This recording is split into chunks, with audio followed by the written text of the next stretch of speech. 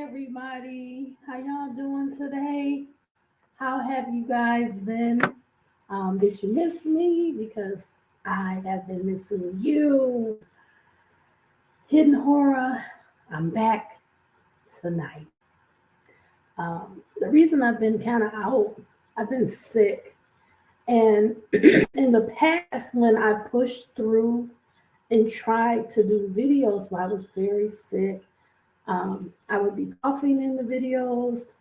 I would have to remove myself off camera in the videos, and it wasn't anything pleasant to watch. So I kind of opted to try to get better, much better first, and come back where I have some of my voice. I'm not pausing the video as much, and I'm definitely not coughing while I'm very, very sick. So, welcome back. Come on in, my friends.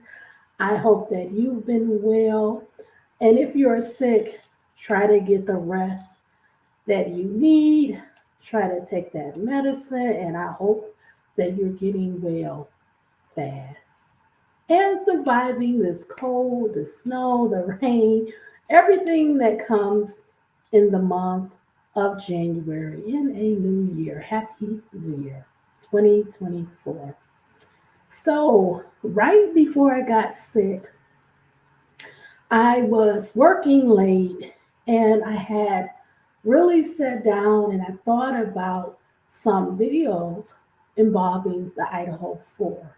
So there's an extensive list that I'm going to be rolling out about the Idaho Four. Let me give you some ideas of what I'm going to talk about.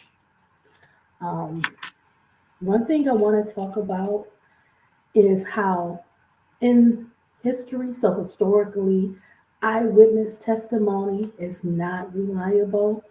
And I want to prove it, I want to show it, I want to demonstrate it. So I'm going to bring a video just discussing the fallacies of eyewitness testimony, why a lot of prosecutors do not just lean on eyewitness testimony, and also juries like physical evidence. They like to know that you've done a thorough job, so you're not just putting witnesses on, that you have some physical evidence. They do understand more generally about DNA, blood evidence, crime scene photos. They want it all. So I'm going to do a video at some point about how eyewitness testimony is not reliable. That's just one of my videos. Um, Another video that I'm very interested in doing, and I know a lot about it, I can't really speak in a lot of details. However, I want to know, and I want you to think about it as well. Do you think 1122 King Road was cleaned up? The reason that I'm bringing this up, and I kind of brought it up a little bit in a few of my videos, um, when you have a death, whether it be through homicide or suicide, especially in particularly, we have in the forensic world what's called a crime scene cleanup company.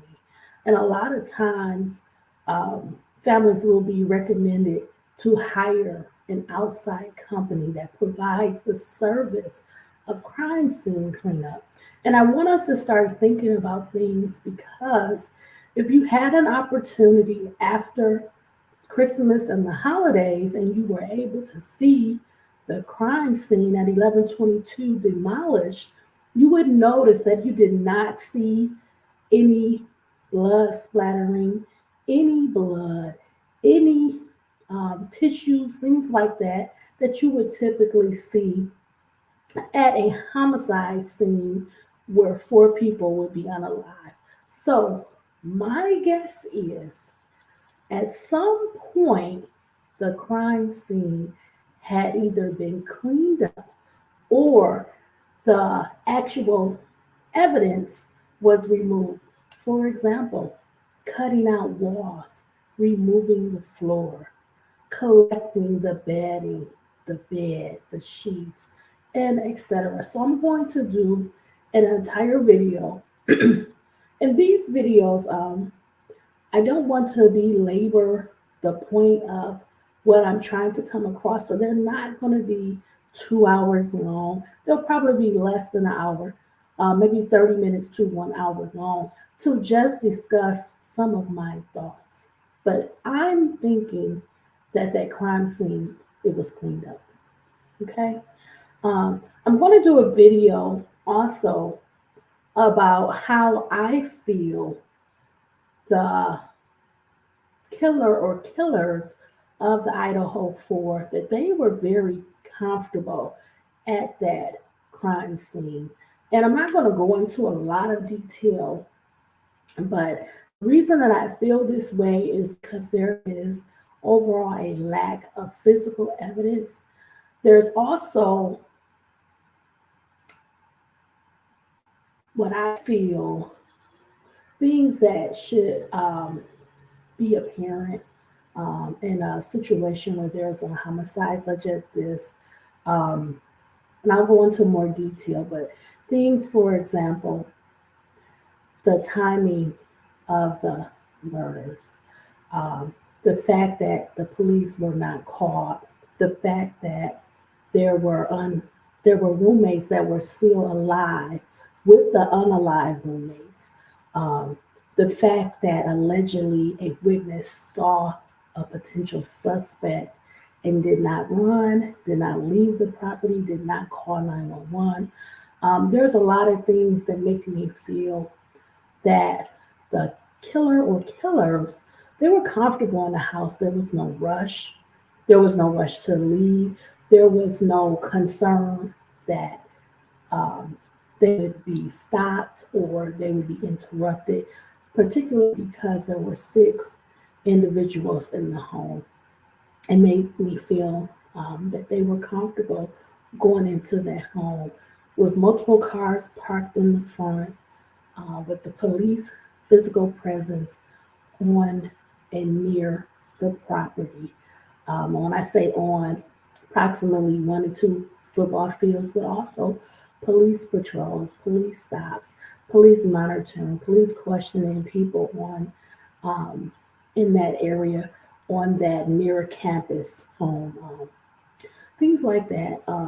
It makes me believe that the killer or killers was a part of the landscape, the community, the presence where college students would live and be. They were able to blend in. So that's why I feel the killer or killers were comfortable and they probably knew the students. I don't think this was an outsider. I don't think this was someone that just decided to do this thing.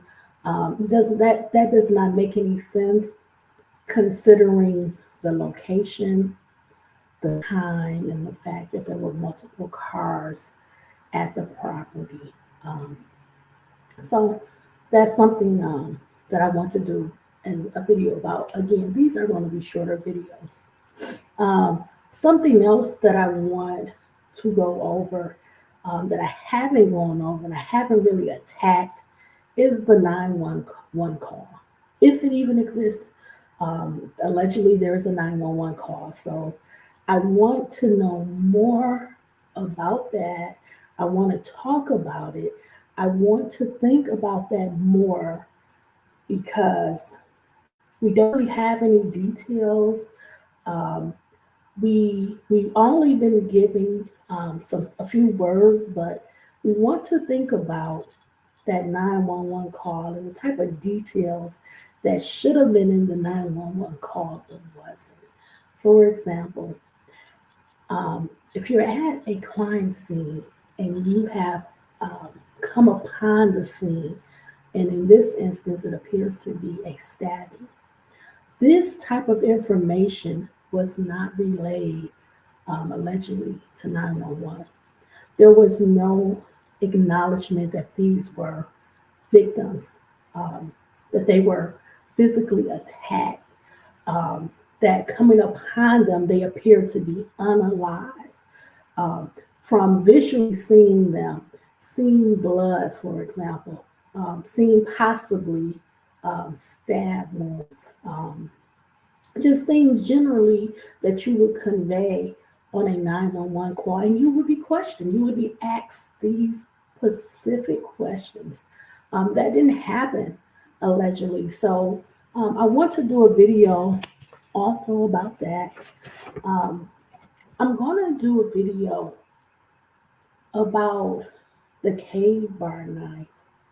And the reason I'm going to do a video about the K-bar knife, because allegedly that was the knife sheath that was left behind that would correspond to this type of weapon. Um, I want to talk a little bit about the K-bar specifically, and generally how you can have a smooth surface K-bar that's not edged, and then you can have one that's serrated. Um, I want to kind of detail a little bit how the stabbings would have come across and the bleeding out by the victims. And overall, just a brief video again, just about the alleged weapon. Again, I feel that possibly there could be multiple weapons. We don't know that because we don't have the individual autopsies for all the victims yet. But from what was described um, by different reports, that the wounds were not the same, they weren't similar, some were different, comparing from one victim to another. It could possibly be multiple weapons used. In the last video that I want to kind of talk about, I want to talk more about why the police have kept so much of the crime scene, the murders, the evidence quiet. Um, I think in some ways the public has been misled. Um, and I know the focus has always been to protect the evidence, to protect the integrity of the investigation.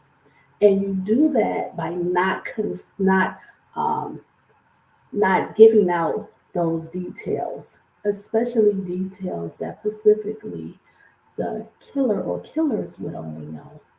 You do that investigatively because you want to have some information that is not publicly known. And I've kind of discussed this before, but I want to go over that again a little bit more, um, and maybe even go over why police have press conferences. It is to not give out known information involving the case, the crime scene, the victims, and how um, they were unalive. It is to solicit information from the public. And you're talking also to the killer or killers. You're giving them notice that you're looking for them. And also, sometimes you can try to gain the attention of the killer or killers with um, some pleas to turn yourself in. You may have an impact statement from the victim's family or the victim's family present to encourage the killer or killers to turn themselves in, to do what is right, to express the hurt, the damage, the loss that this has caused. Um, so it's important to kind of recognize that with the press conference and the overall idea that the police are there to render the aid, to protect, but also to make sure that the integrity of the scene is also intact. So there's a lot of videos that I am planning. Last week, before I got sick, I was going to roll them out back to back. But now I'm improving, but I just don't have the physical energy right now to roll them out, even though they're going to be short. So I just wanted to highlight what we can look forward to in this little series about the Idaho Four case. Um, I know there's been a little activity, and again, now there's some motion about unsealing all of this activity that's been going on, motions filed, and that was filed by the defense, and I'm sure the judge is going to consider that. Typically, you don't have so many motions that are sealed. Um, I don't know if now the idea is to have um, more openness, or maybe because people have complained that there's this veil and they're not getting access and people don't know what's going on, and there's concern about uh, how this is appearing, that something that should be public, where the public should be involved, have access. That's not happening. And initially, some of these motions, both the prosecution and defense, they agreed. They agreed not to have all of these motions available. Just like uh, when I was reading Brett Payne's statement, I noticed that that was an exhibit. So I know that this was just a piece of information that was provided out to the public, but there is a whole document. And this is just one exhibit to that document. So things have not been as transparent as there typically are in these type of cases. So that's something that we'll see a ruling on eventually. So um, today we're going to talk about stalking. Um, the reason that we're going to talk about stalking tonight is because I feel very concerned that in this case, in the beginning, right, this was a concern that initially pulled me into the case because from my research, from my experience, I know that when serial killers or killers are starting out, especially some S abusers, one thing that they have attributed their development and growth to is the initial beginnings of stalking. Being a peep in Tom, for example, when they're younger, they're able to blend in, able to walk through neighborhoods, they're able to stop by people's houses, and pretty much they're not seen as harmless initially when they're younger. And the reason being is because a lot of people aren't threatened by, for example, a teenager. They're not thinking that their mind is that corrupt, is that devious, that evil, and that not that they're harmless, but it may be that people are not as threatened. So in the beginning, when some of the serial killers, for example, and especially the S abusers start, it starts with stalking. And we have to talk about it because in the beginning with the Idaho Four, something that was very prevalent, and again, I don't know how much work, how much investigative work has been behind the scenes in actually confirming this subject, but I think as the case moves forward and the defense presents their case, a portion of what they should consider is the fact that there was some ideas out there that were established that Kaylee in particular, she had a stalker. Um, I'm not sure if any of the other girls had similar issues or possibly were targeted. However, we have to consider this.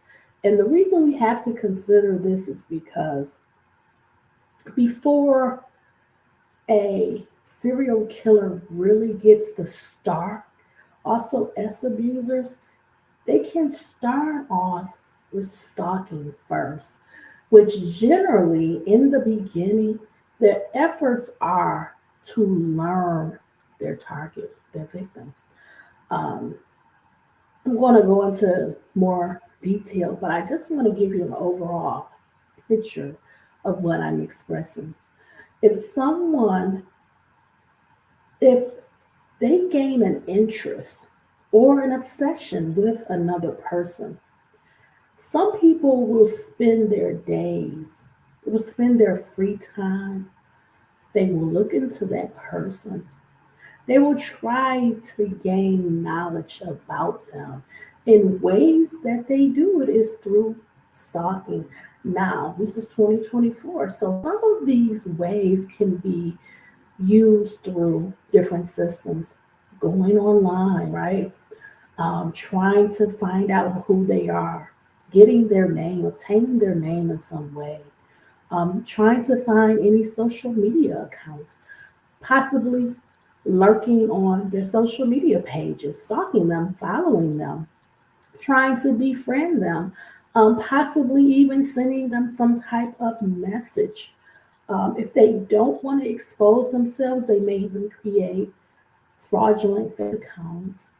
Um, they may pretend to be a female versus their true identity, which may be a male.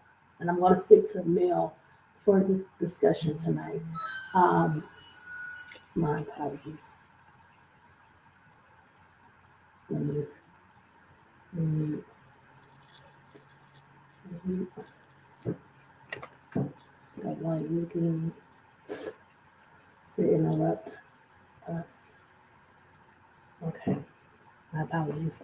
Um, for this conversation, I'm going to stick to a male, so I'm going to refer to the opposite sex, which would be female, because we have female victims primarily. I do not believe that Ethan was the target. Um, Generally, I believe that it was probably known that the house contained women, all women, and that they possibly had love relationships, dating, boyfriend, um, but that not necessarily they would be there or there overnight. Again, we know that this attack happened after about approximately 2 a.m. So when we're discussing the idea of stalking, we cannot just overlook it because stalking occurs over time. Stalking is kind of a time consuming activity because the person generally is not meeting their interests, their target, their victim in person. They do things like try to gain information about them, try to appear wherever they are, but quietly they don't want to uncover who they are. Like again, they could use social media, they could do some online stalking. Um, they may try to find out more about them, where they work, where they live.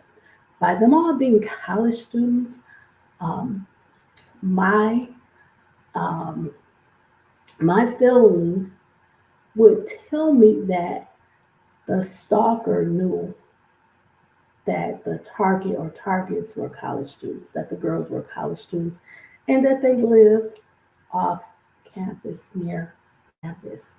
And generally, that if they were having parties, and again, we saw the video, right? You can go online, you can see the videos, you can see the parties, that generally these were open door situations where you didn't necessarily have to know any of the females at the house. You could bring a friend. You could know someone, or you didn't have to know them at all. We've seen videos that they said they didn't even know the homeowners, their names. So a stalker probably could blend in to that party or to the atmosphere, or to just the college aspect if they were youthful. And again, this is very important when we're thinking about and considering a suspect. I believe the the killer or killers were age um, related or age appropriate, or they could blend into that college atmosphere.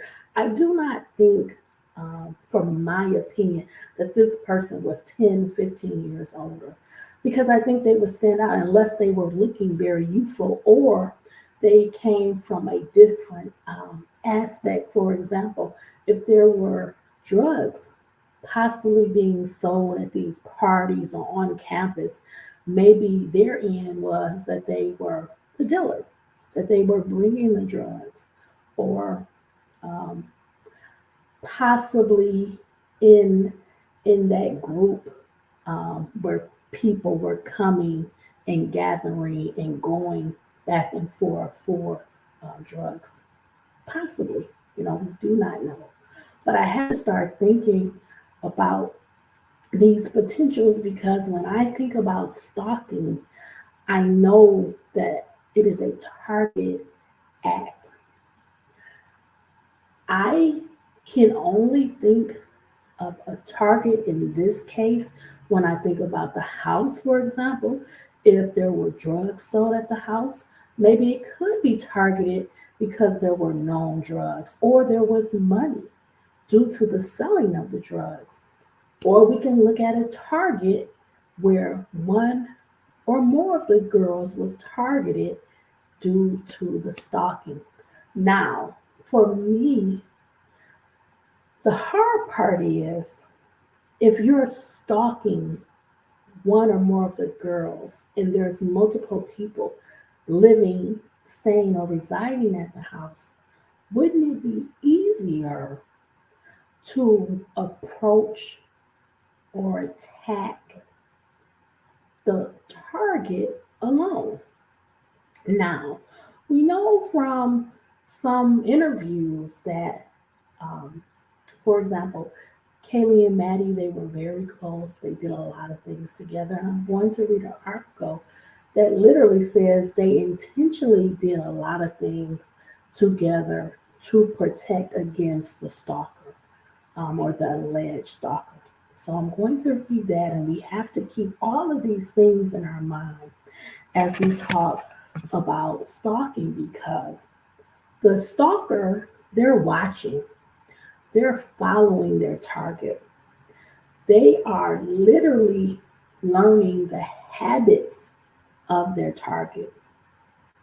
They're watching their activity, they're learning their schedule, they're gaining knowledge about their victim. Now, does this person or persons, do they have a past criminal record? Because we know that a lot of stalkers start off going through a neighborhood, watching, being a peeping Tom, looking in windows, things like that. And we also know that many of them, they would take long drives at night. And the reason is because it's dark. They're undercover. They're not being seen. Their behavior is not being seen because their activity is in the dark. So we want to make sure that we're taking account of all of the activity, because they're taking account. They're learning that person's daily routine. They want to know their comings and they want to know their goings. They want to know who their friends are, if they have a love interest. They want to know if there's a possible threat, right? If they were to approach their victim, would there be a possible threat present? Is there a love interest? Is there a relationship that's been ongoing, that's been strong, and that person's spending time with them? Because they would have to consider that. So we just want to make sure that when we're looking at the stalker aspect, we're having a full understanding of what the person's intentions are.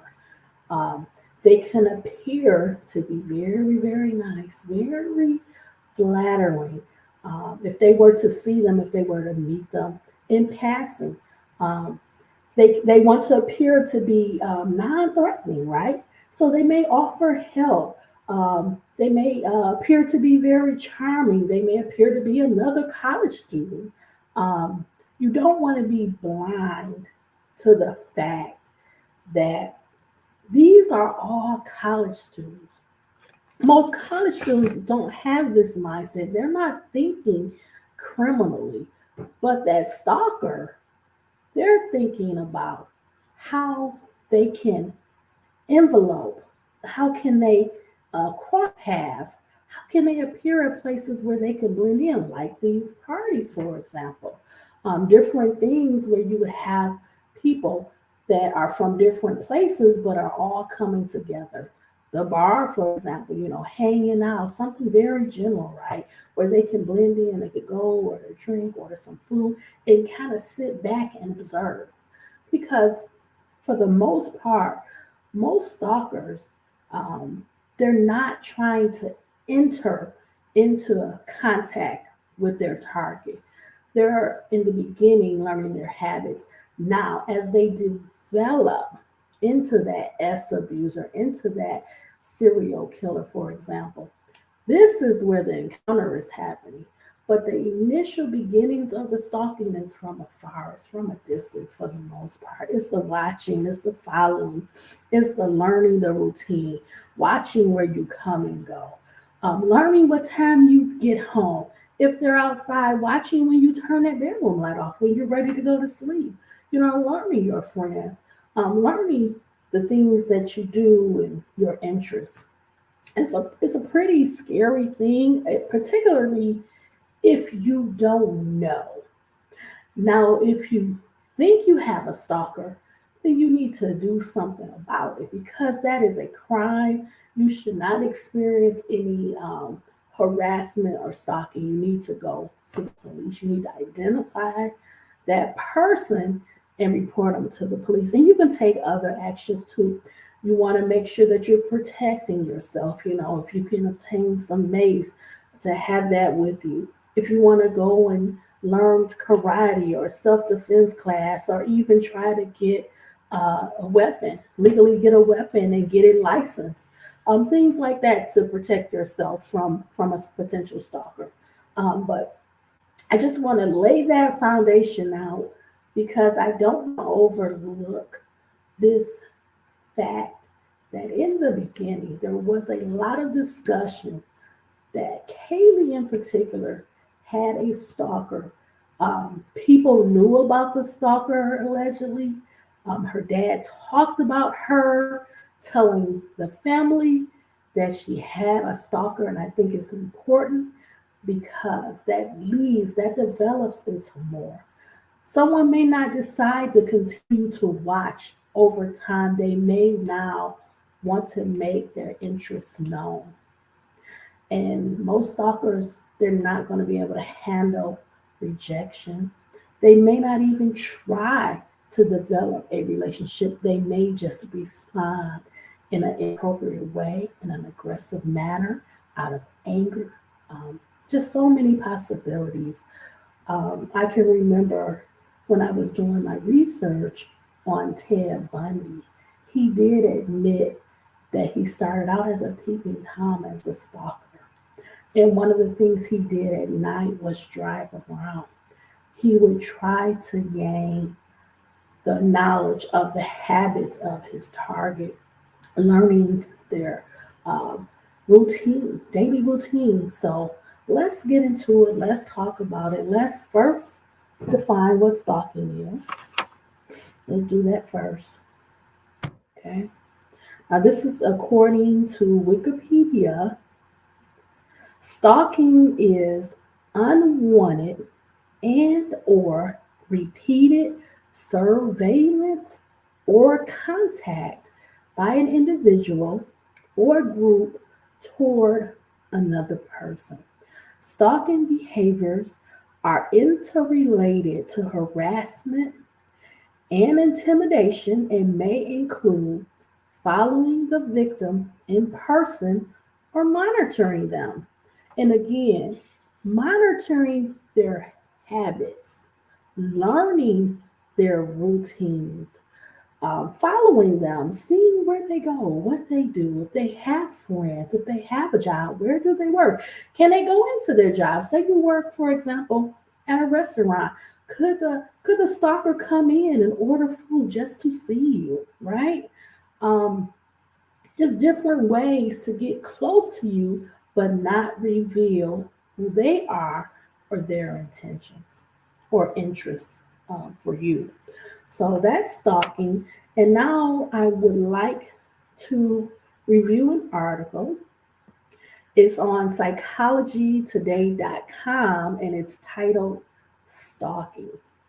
Stalking is a pattern of unwanted contact or behavior that leads someone to feel upset, anxious, or scared for his or her safety.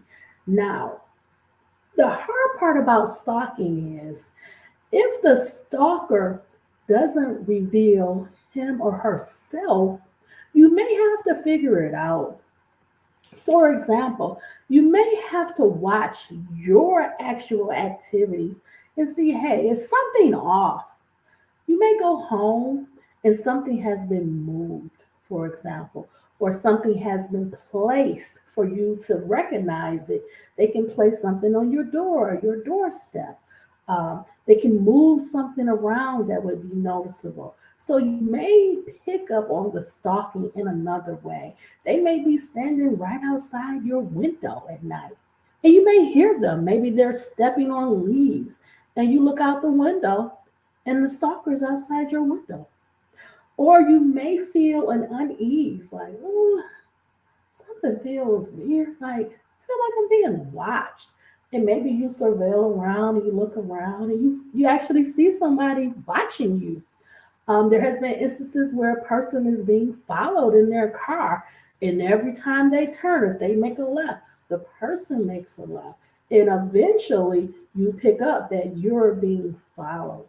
So we don't want to just identify cases where you know you're being stalked because sometimes you don't know you're being stalked. You don't know that someone has gained an interest in you, unhealthy, unwanted interest in you, and now they've started to stalk you, follow you, harass you, and take inappropriate gestures towards you. So this is very important in Idaho Four case because we know that this case primarily is involving the girls. Even also, however, we have to consider the fact that Kaylee allegedly had a stalker and that this attack, this was a very brutal, um, typically, if there's a knife attack, there will be more than one stabbing. However, when you see an upwards of over 50 stab wounds, you have to realize that this attack was very aggressive. It was very harsh. It was emotionally motivated.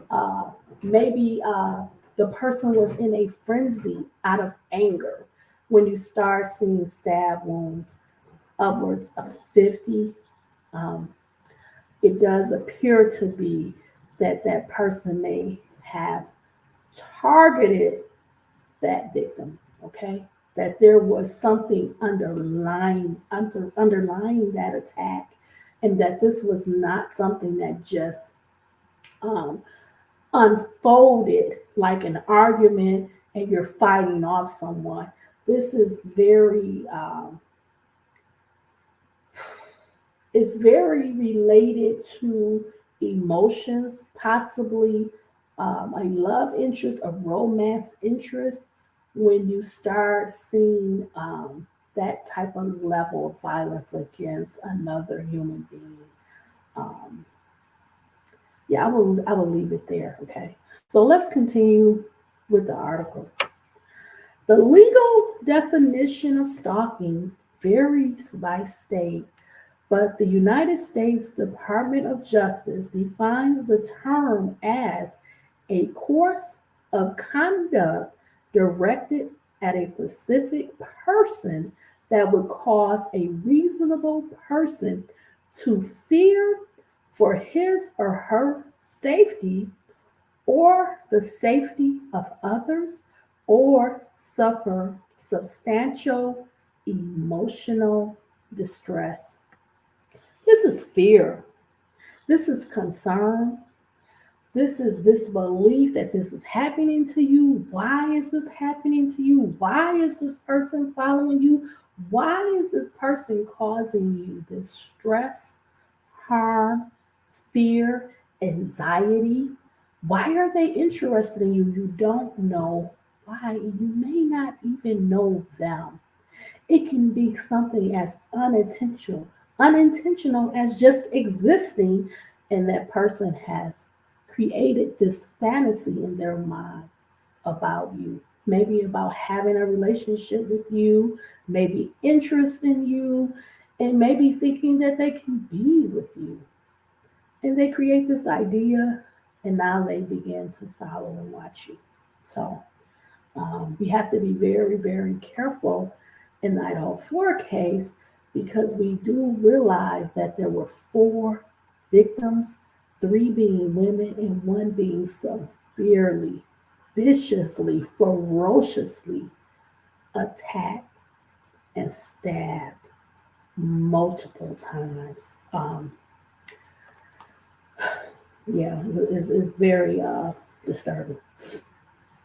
In addition to instilling deep distress, stalking can also escalate to a physical attack, a S assault, or murder. It's difficult for a target to determine a stalker's trajectory or identify if and how stalking behavior will intensify. Now, the stalking can initially start off something simple as passing by where you live every day, right? Passing by, kind of looking, kind of seeing the property, seeing if you're outside, for an example, and continuing on.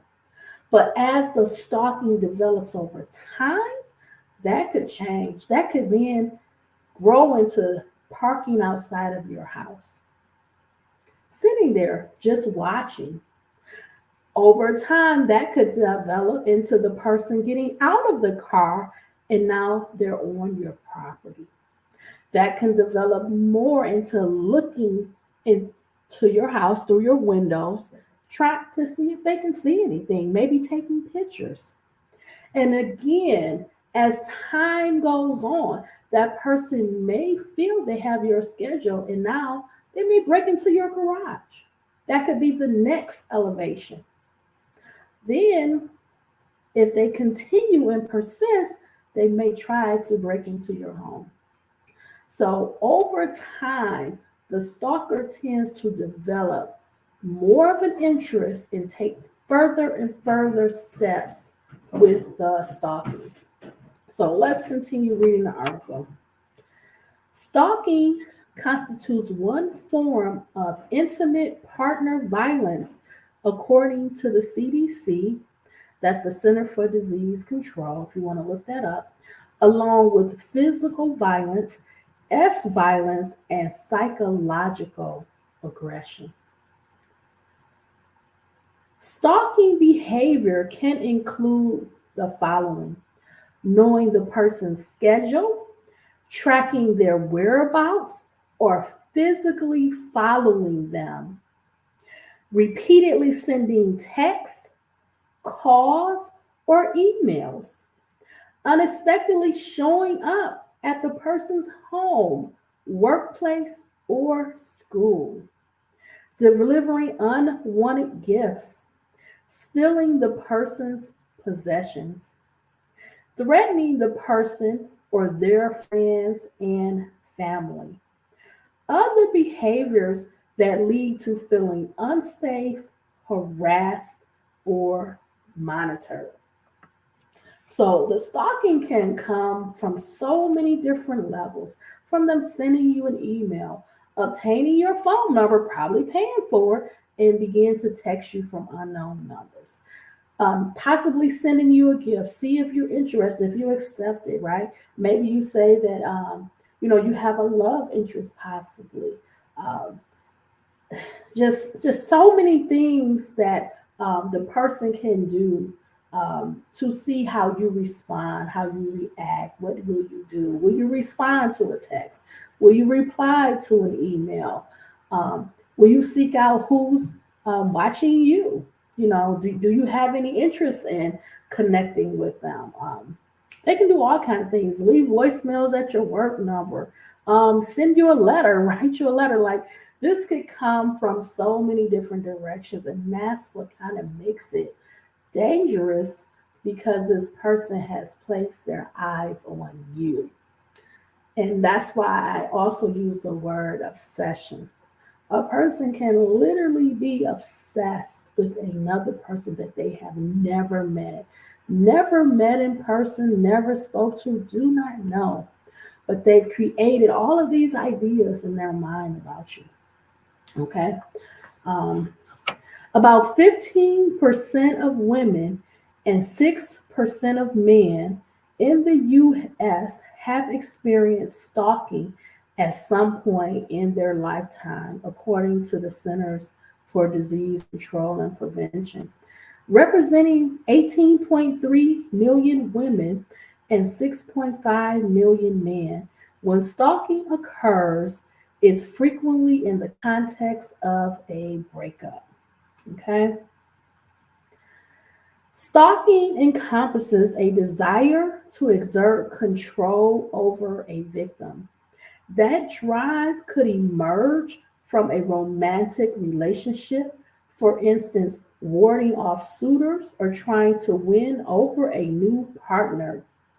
It could arise from the fantasy of a relationship formed entirely in the person's mind, such as in the case of celebrity stalking. Or it could have its roots in a mental health condition, such as borderline personality disorder. Perpetrators are often motivated to control, humiliate, frighten, manipulate, embarrass, or take revenge on their victim. Romantic motivations are also at play, such as wooing a new mate or scaring away other potential suitors. Now, I want to pause here and just say something about the Idaho Four that I am concerned about, which is the autopsy. Now, there was some talk that they believed that there was not an S assault amongst the three female victims. However, I would just like to get that medical examiner's report to ensure that they were not as assaulted, because typically that is something, if the stalker theory is something that they believe, and that person may have had a romantic interest, sometimes that is for S assault. Okay. As researchers continue to study the topic, they put forth different categories of stalking, such as romantic, stalking a former partner, for example, lust, a serial predator, love scorn, rebuffed after expressing interest in someone, celebrity, stalking a famous figure, political, motivated by ideological agreement or disagreement, revenge, fueled by anger or resentment, and cases of murder for hire. Stalking victims often struggle to understand and report the offense. They may believe that such behavior isn't that big of a deal, or that it'll simply just stop eventually. If stalking occurs after a breakup, it can be a difficult time to determine whether the person is struggling to move on or developing threatening tendencies. Society has also tended to romanticize the idea of a dramatic, relentless pursuit of love, which may contribute to the confusion. Stalking ultimately crosses the line when the victim feels in danger or threatened. If they feel that their life is in jeopardy, they should call 911. Otherwise, they should report it to their local police department. In addition to reporting a stalker, victims can take the following steps. Avoid the stalker as much as possible. And that may mean you might have to move, you might have to change jobs, you might have to make some pretty big changes in your life to protect yourself, to remove yourself from the proximity, the access of the stalker. It's tough, y'all, but you have to do what's best for you, okay? Um, Explicitly state that communication should end. Do not respond to further communication. So if you're communicating with the stalker, you have to tell them the law. So whatever the stalking or harassment laws are in your state, just let them know your behavior is unwanted. I do not want you to contact me. I did not give you my information. I did not give you my work phone number, my home phone number, my cell phone number. I do not want this contact. Do not contact me further. What you're doing is harassing me, it's stalking me, and I'm asking you to stop now.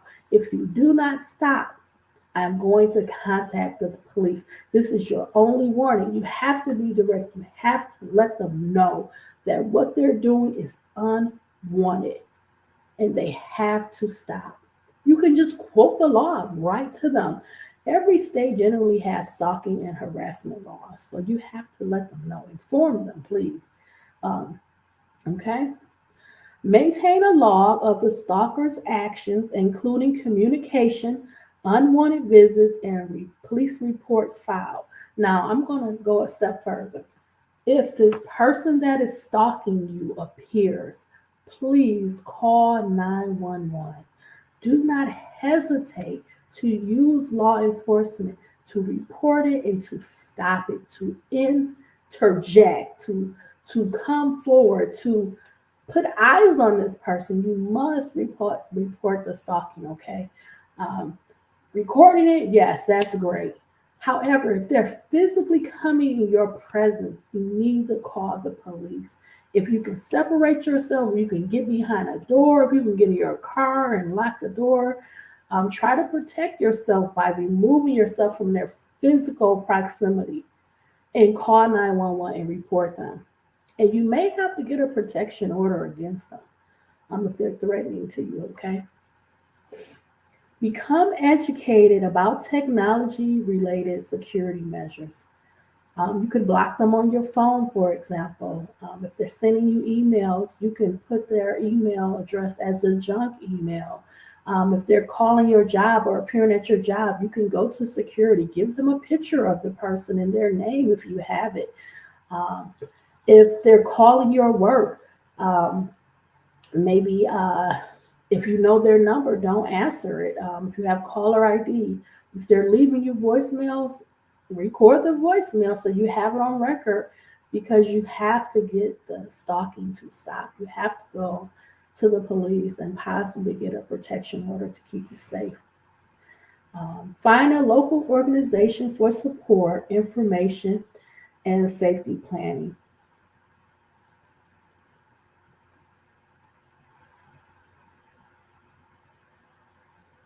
Okay, so there's some more stuff about the emotional costs of stalking, cyber stalking, the psychological toll it takes on you. We're not going to go any further. I think I related it enough to the Idaho Four case, and I want to go a little bit more in detail. And I want to go to an article that's in newsweek.com, and it's dated December 16th, 2022. The title is Kaylee Gonclaves Warned About Stalker 3 weeks before her murder. The article is by James Bickerton. Okay.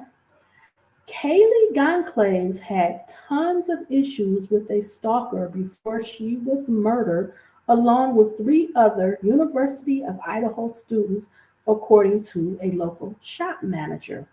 Goncalves, 20, Madison Mogan, 21, Zainer Cornero, 20, and Ethan Chapin, 20, were stabbed to death in the early hours of November 13th at a shared student house in Moscow, Idaho.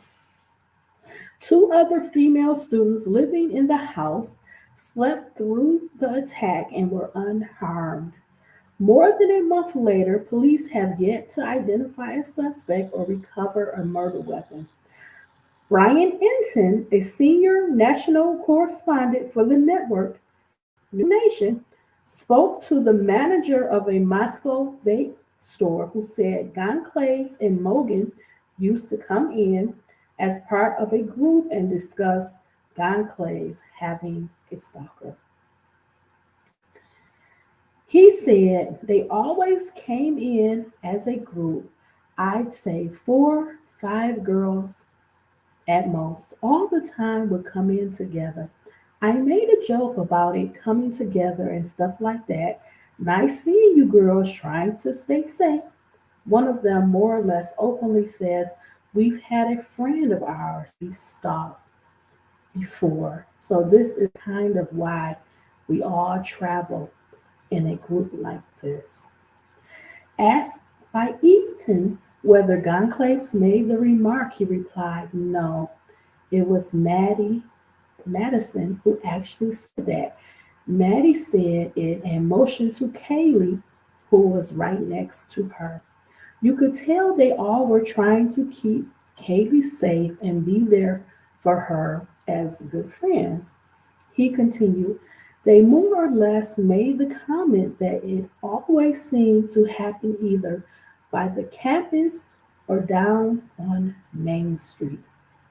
Kaylee more or less made it sound like it seemed like it was down on Main Street and that the person was coming from around the corner club area.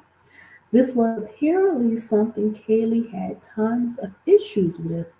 Apparently, she always had someone who was walking behind her like that, he said, and it was more so at nighttime when they were out there drinking, stuff like that.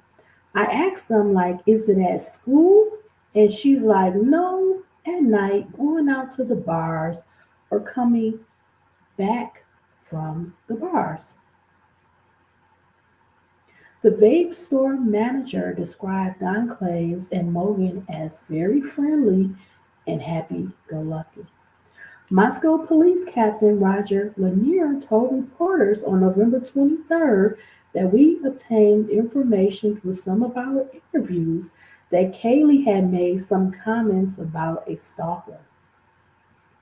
On December 5th, Moscow police said there had been an incident involving Kaylee and two males, but they do not have any evidence connecting these males with the murders.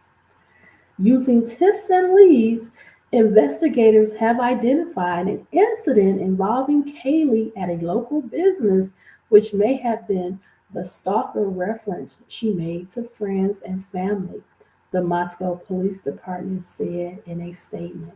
In mid-October, two males were seen inside a local business. They parted ways, and one male appeared to follow Kaylee inside the business and as she exited to walk toward her car. The male turned away and it did not appear he made any contact with her. Detectives contacted both males and learned the two were attempting to meet women at the business. This was corroborated through additional investigation. Based on available information, detectives believe this was an isolated incident and not an ongoing pattern of stalking. No evidence suggests the two males were involved in the murders. Goncalves' family hired a lawyer, with her father Stephen telling Fox News Digital that police had messed up 1,000,000 times. Investigators are seeking information about the occupants of a white Hyundai Elantra that was seen near the student house near the time when the murders occurred. Okay, that was one article.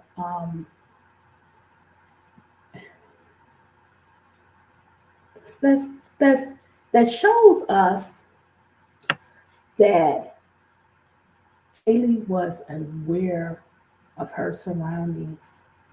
She took steps. She did what people tell a lot of women to do, to go to places in groups. And that's a start. However, how about trying not to move late at night, not going a lot of places at night, trying to take care of things in the daytime? And if you decide to go out in the evening, that you take someone else with you to help so you have more eyes to see. Okay? That's very, very important. And also the other things I recommended, having mace, for example, getting your license to carry, GUN, um, taking self-defense. So if you are in an encounter, because from doing all of this investigative work behind the scenes since the Idaho Four murders, I have found Kaylee in particular to be very, very smart. She seemed to be a confident young woman. She seemed to be aware. And I don't think she created this idea that someone was watching her, following her, stalking her. I believe that she had a sense. I believe she had different experiences, encounters that made her feel that someone was stalking her. And I believe that's why her friend group, they covered her, they tried to be around her to protect her, and she also expressed this to her family as a concern. So let's go to one more article. This is the last thing we will read tonight. It's an article by Fox13Seattle.com. It's dated December 1st, 2022. The writer is Audrey Conklin and Fox News, and the title is Idaho College Murders. Kaylee Gonclave's dad has inkling about victims' behavior, difference before attack. The father of Kaylee Gonclaves, one of four University of Idaho students murdered in a home near campus on November 13th, told Fox News on Thursday that he has an inkling about the victim's behavior. I do have some inkling that there was some behavior difference. When you commit a crime, you have different behaviors, Steve Gonclave said on The Story with Martha McCollum when asked whether his daughter may have been the target of the November 13th attack, adding later that he was referring to behavior of the victims. He said he asked permission from police to put any of that out, which they declined because it would not be beneficial. The other victims of the attack include Kaylee's best friend, 21-year-old Madison Mogan, Zana Cornado, 20, and Ethan Chapman, 20. The Latah County coroner said each of the victims were stabbed to death, likely while sleeping, and some had defensive wounds. Goncalves previously told ABC News that he believes his daughter may have had a stalker. The Moscow Police Department, which is handling the investigation into the murders with state and federal partners, said it is aware of those reports but is not able to corroborate them. Investigators have pursued hundreds of pieces of information related to this topic but have not verified or identified a stalker, MPD stated, that's Moscow Police Department, stated in a press release. Anyone with information about a potential stalker or unusual instances is asked to contact the tip line, the department said. Goncalves also told the story that because his family members shared certain passwords, he was able to give investigators some helpful information from Kaylee's phone and social media accounts. As of Thursday afternoon, police have not named any suspects in the case, And MPD is encouraging anyone with information about the victim's whereabouts and activity on the evening of November 12th or early morning hours of November 13th to contact police. I want him to be scared, Conclave said of the potential suspect. I don't want him to be confident. I'm not going nowhere until this guy is off the streets. Authorities are asking anyone with information about the quadruple homicide to contact, and they had a tip line. Okay, so I just want to overall say that at some point, Kaylee, she believed she had a stalker. Now, do we have a lot of details? No, we don't. We don't know a lot about the investigation that the police has been doing or done. However, we do know that at some point there were instances where Kaylee probably felt afraid. She felt concerned. She probably had some nervousness or anxiety about being followed, being watched, and she expressed that to her friends, to her family. Now, again, as we know historically, a lot of the S abusers and serial killers, they start off with stalking.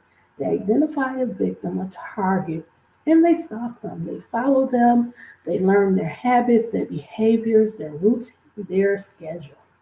And they may make their presence known. Or, again, if that target is consciously aware of their surroundings, or they just pick up, they have a feeling that they're being followed or stalked, they may figure it out. They may figure it out. And it seems like Kaylee took steps to try to shield herself, protect herself. And again, we don't know what the police investigation has uncovered. However, we cannot overlook that a lot of these dangerous, evil people start off with stalking. And unfortunately, in this instance, we don't have a lot of details, but hopefully that will be considered, that will be discussed, and at some point, that will either be proven and used either by the prosecution, as they have said that Brian coworker allegedly was stalking the girls, or the defense can also do an investigation to try to uncover the stalker. Okay, so I just wanted to go over this again because I had briefly talked about the stalker aspect in a few of my videos, but I wanted to give it a little bit more focus. And again, I have numerous upcoming videos that I'm going to highlight different things that I feel we can go a little bit more in detail. Hopefully, those videos won't run an hour, but if they do, that's fine too. I just want to get this information to you to keep you safe, to keep you savvy, to keep you prepared, right? To keep you smart with the knowledge so that you can also use this information and protect yourself, your family. If you have any children, if you work with kids, you can help them along. You can bring them this knowledge, this information that could possibly keep them safe, keep them protected. Okay? So please, guys, let me know. What do you think? Do you believe that Kaylee had a stalker? Do you believe that we can apply some of this information to the Idaho Four case? Do you believe that a possible stalker did this? Do you believe that the attacker, the killer or killers, knew the victims? Do you believe that the stalker was also the killer or killers? I'd like to know what you think. I'm giving my opinion all day long, and I'd like to know what you think. So, thanks again for always checking out this video. Again, I have some new content coming to go over in more detail about things that I would like to highlight. Particularly, do you believe that crime scene was cleaned up? Listen, I've seen a lot of crime scenes, vicious murders, attacks. I did not see any blood. Did you see any blood? when the house was demolished? Did you see any remnants of DNA, of any blood? I did not. And the first thing that came to my mind was the fact that that crime scene was cleaned up. When did it happen? Did it happen when they were removing different evidence? The bed, the mattress, for example. Do you believe that they had a crime scene cleanup crew come in? Because I'm going to bring that information to you. I know as the public, they have protected you, but you have to know the truth. In these very heinous crimes, very vicious attacks, families are referred to crime scene cleanup companies. And they go in and they remove all visual signs of blood, DNA, brain matter. We're going to talk about it, okay? That video is coming soon. And I want you to know with your own eyes, you saw that house get demolished. Did you see any DNA, any blood? Also, did you notice how thin the walls were? They weren't like this. Can you hear that? That's me hitting the wall. These are real walls. This is concrete. This is wood. This is plaster. That's not what the house was constructed. Did not have any strong material. Don't you believe you could hear those screams? That you can hear someone being stabbed unalive to death? We have to know. We have to recognize when they tore that house down, those walls were paper thin. I know you saw it. I know you saw that house get demolished. What was the sound like with those paper thin walls? If somebody's above you, you're going to hear. You're going to hear the sound of a commotion, of a battle, of fighting, of someone screaming for their life. You have to know it, and we have to acknowledge if the two unharmed roommates was in that house and that is truthful, how did they not hear those screams? If cameras from across the street are catching the sound of screams of the dog Murphy barking, barking, barking, you can't sleep through that. You cannot sleep through that. That is terror. I'm going to stop here. I'm going to stop here. I'm already past an hour. I just want to rest my voice. I am coming back, I promise, very soon with the new content. I just want to make sure I can maintain my voice, that I'm not coughing and very ill in these videos because I think it takes away from the flow. But I want you to start thinking about some of these things as they're coming forth. Do you really believe? Can you really believe that the unharmed roommate on the second floor waited 8 hours? Out of curiosity, wouldn't you come out that room? Wouldn't you look around? If Brett Payne saw the body of Zaina coming onto the second floor, why didn't the unharmed roommate on the second floor see Zaina's body? Or did they go and break into Zaina's room and her body fell out the room? We need answers, right? We need details. We need to know what happened the night of the murders. We need to know who was in the house, who was all in the house, who was called to the house, when were they called, how many hours were they in that house? What were they doing when they got there? Because the 911 call, it doesn't make any sense. That's like me calling 911 for them to come and do a wellness check, and there's a complete homicide of 4 people. That makes no sense. It never made any sense. I don't even know how to say it in a more respectful manner. I'm trying not to, um, come in a way that's attacking the two unharmed roommates, but I just have to be honest that a lot of what we are told makes no sense. It makes no sense. Death has a smell. A rotting body, a rotting corpse has a smell, has blood has an odor. It smells. Death smells. I can't say as much as I want to say because I have to consider a lot of things, but you need to know that the process of decomposition is going on. The level of the blood draining, the stab wounds being so gaping, all of the blood is draining from these victims. Blood has an odor.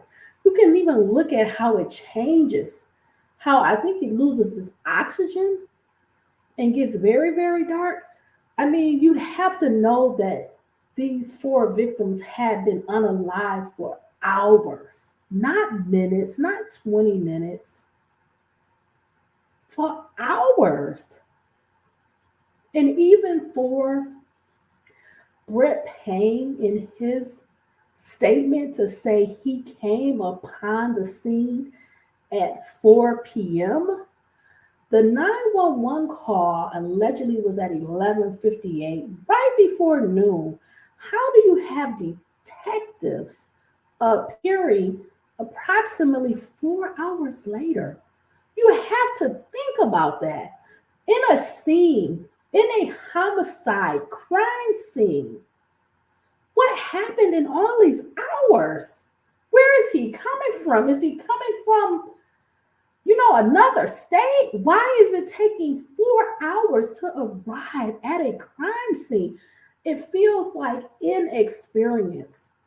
And this is not an attack. This is just recognizing at the high level, the high needs of what has happened, that 4 victims are unalive, and you sending an inexperienced officer to be the lead investigator on a quadruple homicide.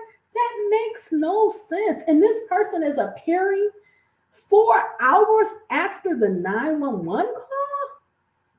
I mean, what calls came before that? Where was he located? Did he come from somewhere else? Why is he not there in 15, 20, 30 minutes? I mean, this is questions that we have to know. What was going on? How was the scene protected? How was the scene secured? How?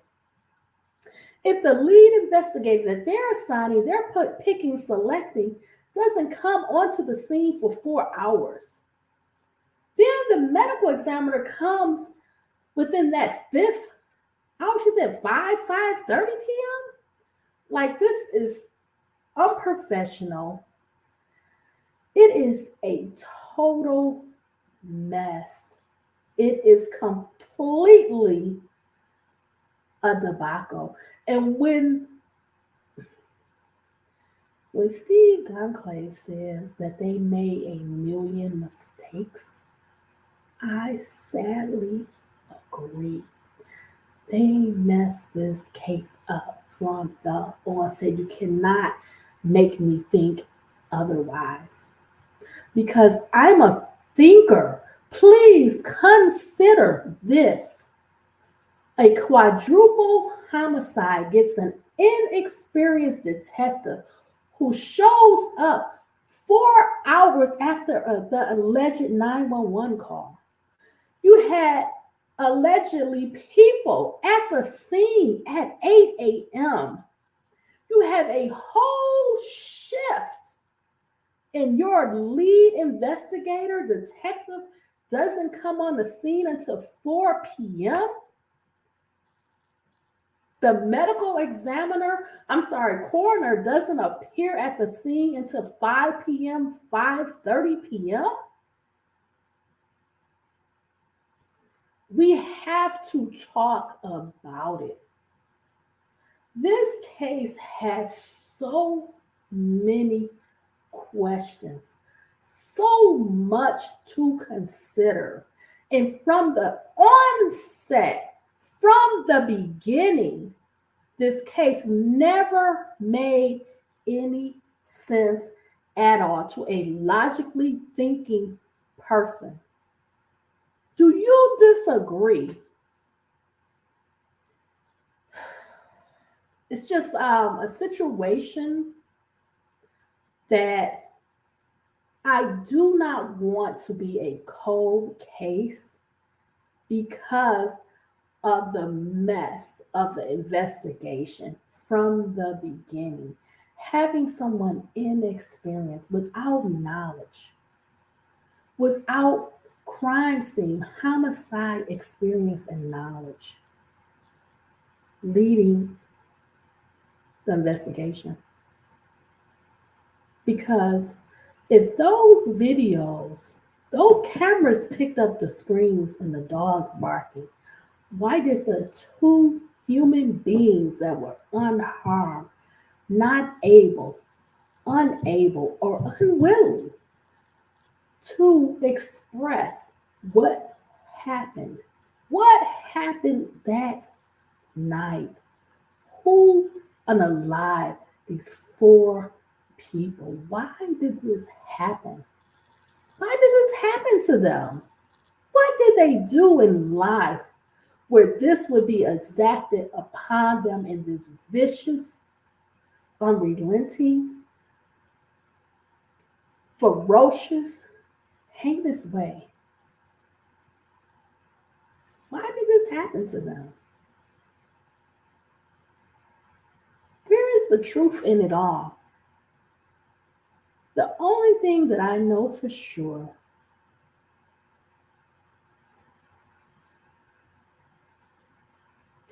that I can reasonably say for sure, if it was a K-bar knife,